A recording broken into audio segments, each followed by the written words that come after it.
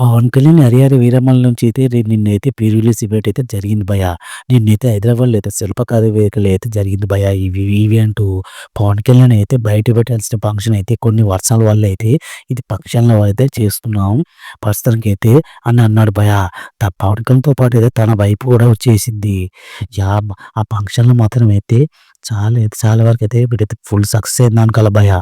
పవన్ కళ్యాణ్ అయితే చాలా విషయాలు అయితే ఎందుకంటే ఈ ఈవెంట్‌లో నా 'భీమ్లా నాయక్' మూవీకి 2 సంవత్సరాల క్రితం అయితే టికెట్ మాత్రం అన్ని సినిమాలకు రూ. 100 పెంచారు. నా సినిమాకైతే రూ. 10, రూ. 5 అయితే టికెట్ చేశారు. ఆ ప్రభుత్వం ఉన్నప్పుడు.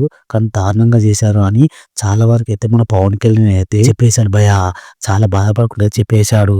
ప్రస్తుతానికైతే ఈ మూవీ గురించి అయితే ఒక 4 సంవత్సరాల నుంచి అయితే చాలా కష్టపడ్డాం.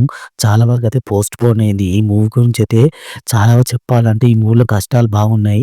ఈ మూవీ అయితే చాలామంది అయితే రీమేక్ సినిమాలు తీస్తున్నావు. మరి రీమేక్ సినిమాలు వద్దు. ఈ మూవీ రీమేక్ సినిమా కాదని చెప్పేసాడు భయ్యా ఈ మూవీ. 'హరిహర వీరమల్లు' మూవీ అయితే రీమేక్ మూవీ కాదు. మరి ఈ మూవీ అయితే చూడాల్సిన మూవీ చాలా వరకైతే చాలా బాగుంటుంది ఈ మూవీ అని మన పవన్ కళ్యాణ్ అయితే చెప్పేసాడు భయ్యా. ఈ మూవీ 'హరిహర వీరమల్లు' మూవీ అయితే ఫస్ట్ పుట్టిందైతే క్రిష్ డైరెక్షన్‌లో అయితే పుట్టింది. క్రిష్ అయితే కథ రాశాడు.